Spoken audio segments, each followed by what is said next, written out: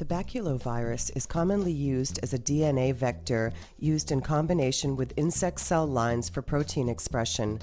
However, the fact that this virus efficiently infects insects with lethal consequences also makes it an effective insecticidal agent.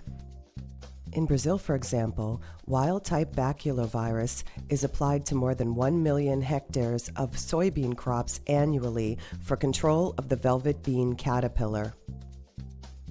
To enhance their insecticidal efficacy, baculoviruses have been genetically engineered with genes encoding insect-specific toxins that are active within the hemocoel of the insect. In this video, we demonstrate methods for oral infection of Lepidopteran larvae with baculovirus in order to analyze insecticidal efficacy.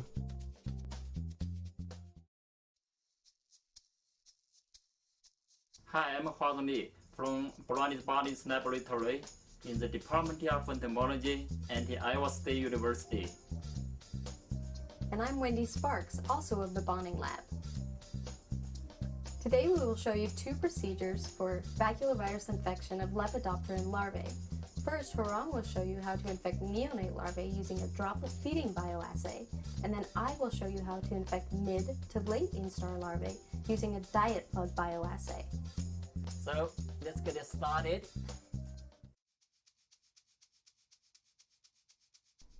Droplet feeding bioassays can be used for the determination of the lethal dose of a baculovirus and survival time of baculovirus-infected larvae.